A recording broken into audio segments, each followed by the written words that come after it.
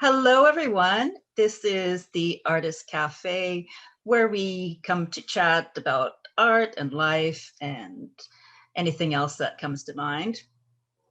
My name is Ann-Marie Cheung. I am a visionary artist and creative adventure guide. And today's guest, I have with me Gail Ose. So, Gail, if you could just give me a little introduction to yourself.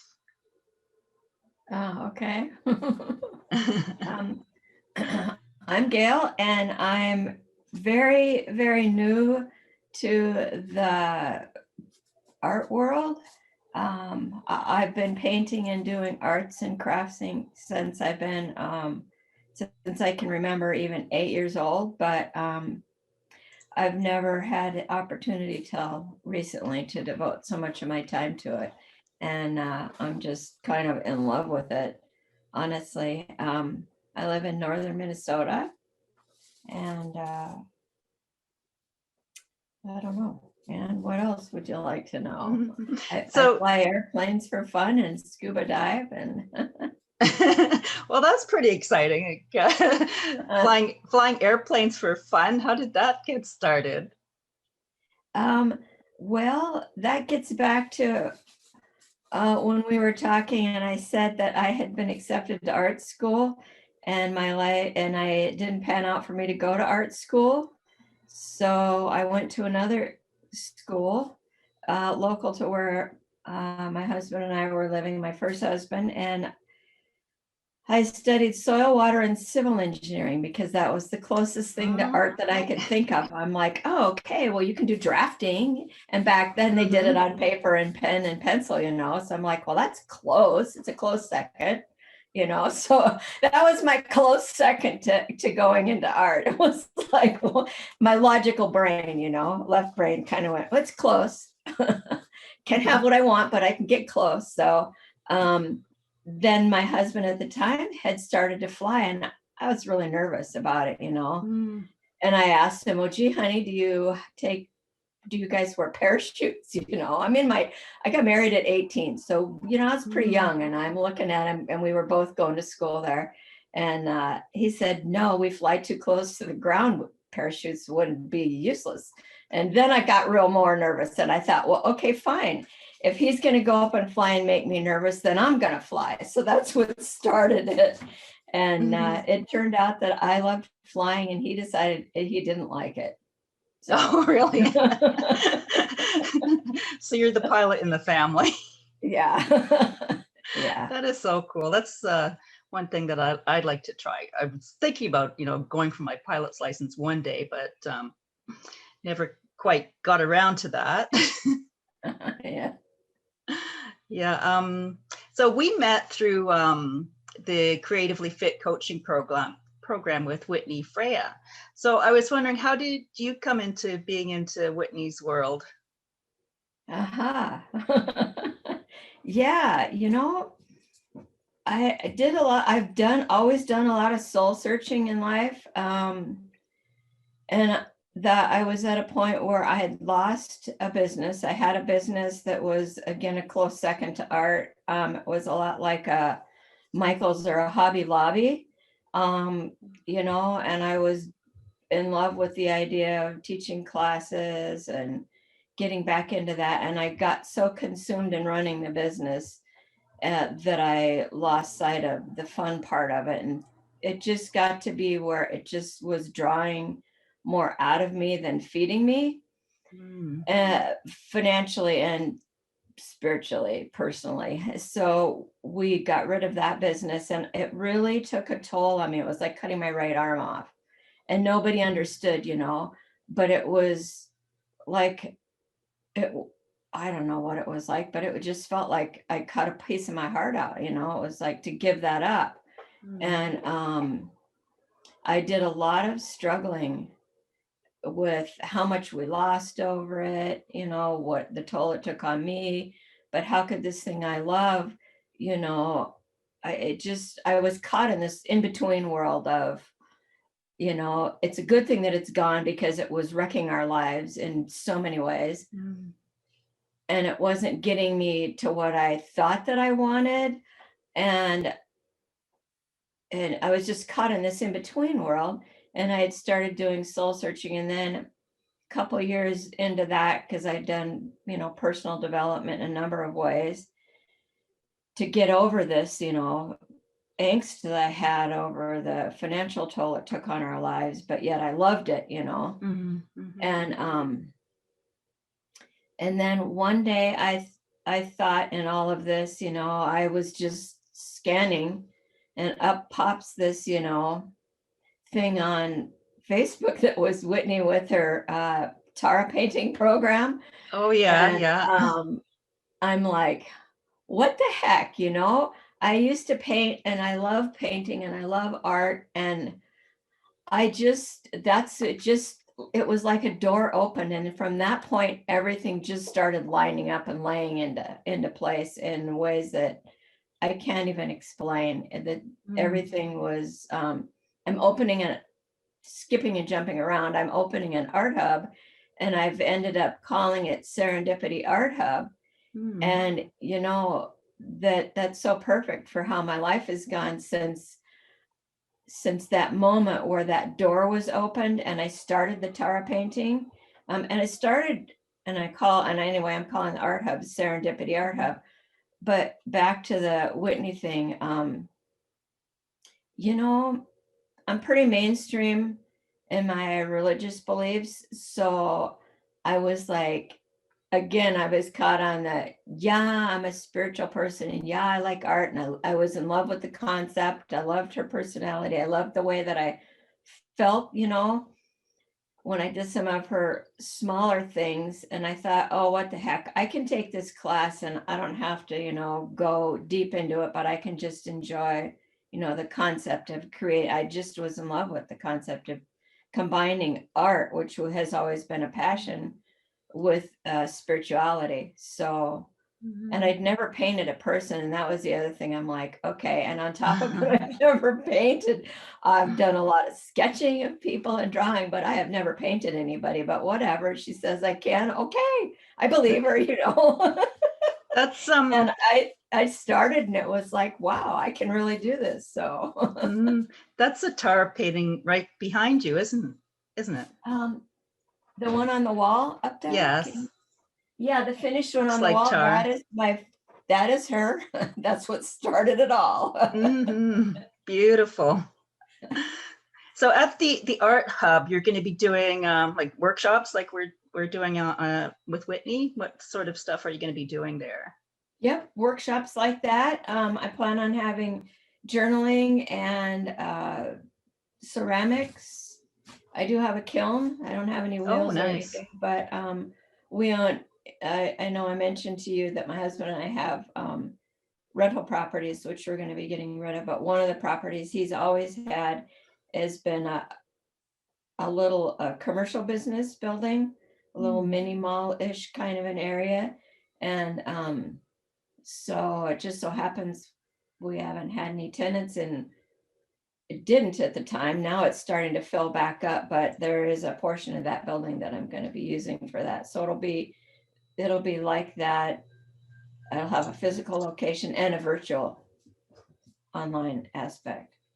Oh, very nice. It won't be just me. It's why it's called Art Hub. It'll be other artists that'll be involved in it. Oh, wonderful. Yeah. Sounds very exciting.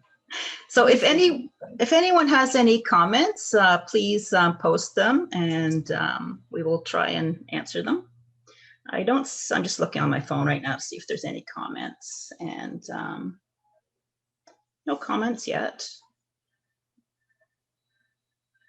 Anyways. So you said you're in Minnesota? Yeah. So what's it like there? You live on a farm, or you have a farm? We have a farm.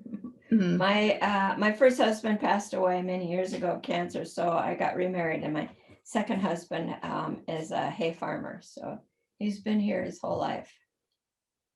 Oh, interesting. And recently you've been to Egypt. Yeah, that's part of our scuba diving. We go on a couple of trips a year, and the Egypt thing we were supposed to go on right in the spring when the pandemic hit and it got postponed. So till this spring, we went this spring. And how was it? It was fabulous. At first, I was really nervous about going. That was Mm-hmm, mm-hmm. to places where, it's just, I mean, we flew into Cairo, spent some time there. We did a lot of touring of temples and pyramids, but we flew in there. And then we went from Cairo to Luxor. Mm-hmm. And then from Luxor, we were there. We went from Luxor to Sharm el Sheikh, and that's where we went and went diving for 5 days of diving in the Red Sea. Oh, And then nice. yeah, that was really cool.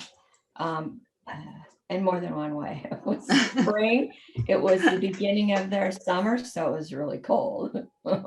In the diving world, it was cold. It Mm-hmm. was like low 70s during the day most days. For high, it's cold. Yeah, because I've recently just learned to scuba dive. Last summer I just learned, so it opens up a whole new world. It's so exciting. It But does. but I've just been to lakes around our area here, so it's not as exciting as going to the Red Sea.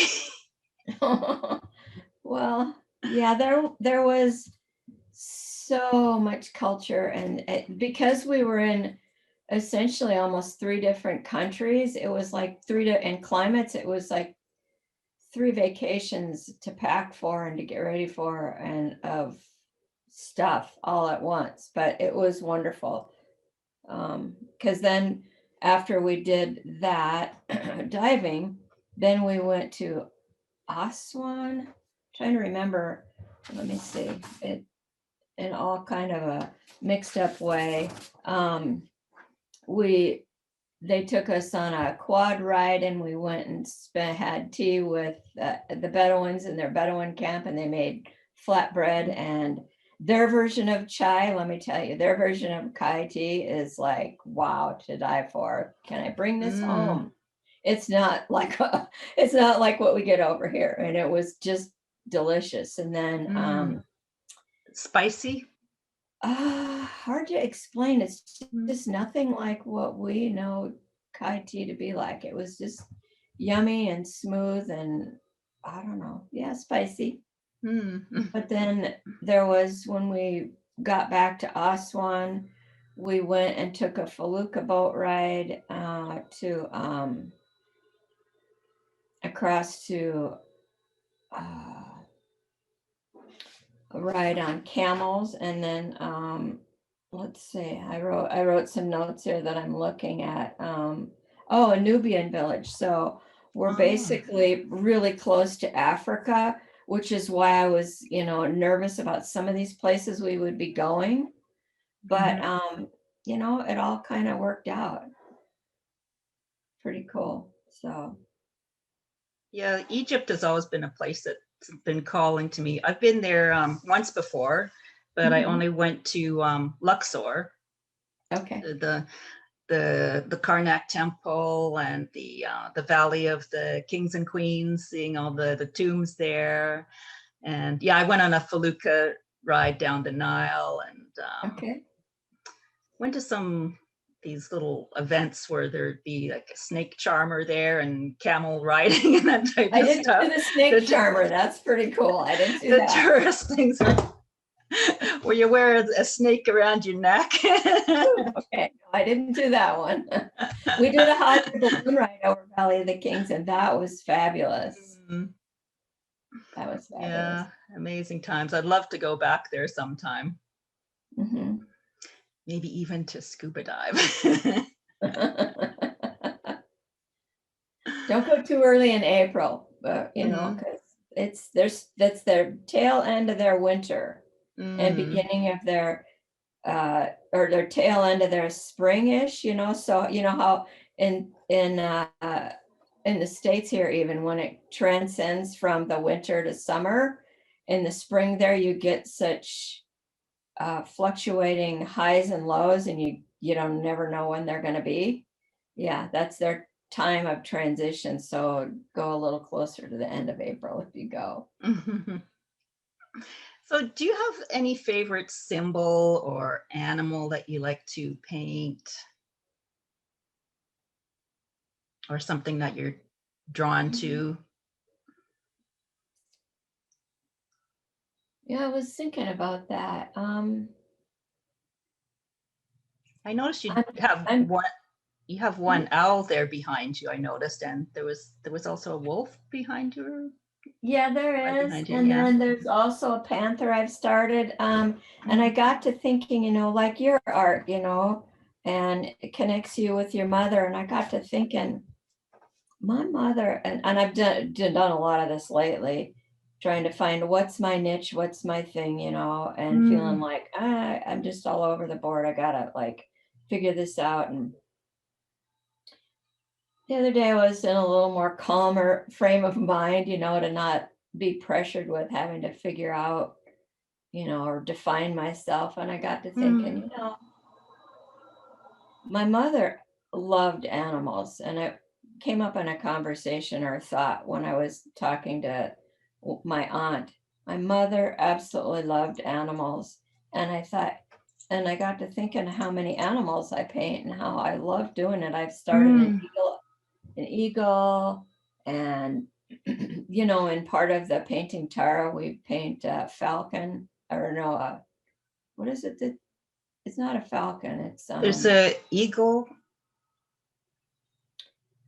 or a vulture. buzzard, a vulture, It's a vulture. yeah. Well, I did a white vulture because I Googled it. Whenever I paint and somebody says, "Oh, paint this," I Google, what does that look like?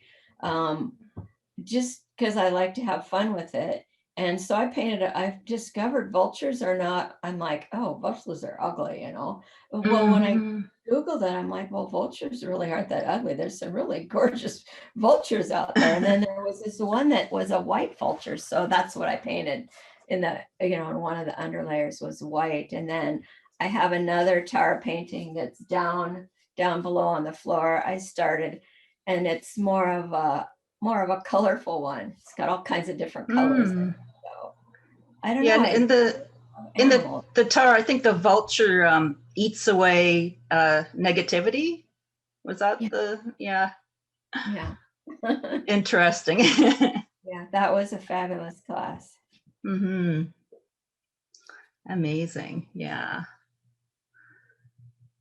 But And I like a lot of swirls, I guess, and I don't know if there's a definite symbol name for that. It kind of goes in line with the infinity symbol, but my swirls, let's see, what is there? Oh, you can kind of see it in this one right here.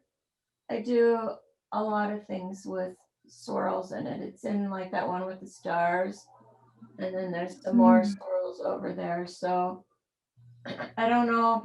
I think there is a symbol name for that or a type, but I guess that would have to be my yeah, the favorite. swirl. Yeah, I use a lot of swirls too in my paintings too. I think it's a kind of a symbol of growth and expansion and sort of the universe growing outward. Yeah, yeah, I think so. And yeah, my mother used to love animals too. She'd see a dog on the street. She'd have to go up and talk to every single dog. I don't know if you know the show or whatever, Pit Bulls and Parolees, but my mother, here she is in her 80s and 90s, and she's just glued to the TV set watching Pit Bulls and Parolees. And I'm like, Mom, felt so, she just connected with animals in distress and people doing good for animals. So yeah, that's lovely. anyway. So I'll just check. I don't see any comments or questions today. It's a rather little quiet day, but I'm sure there'll be other comments once we post this. Sure. Is there anything else that you want to say?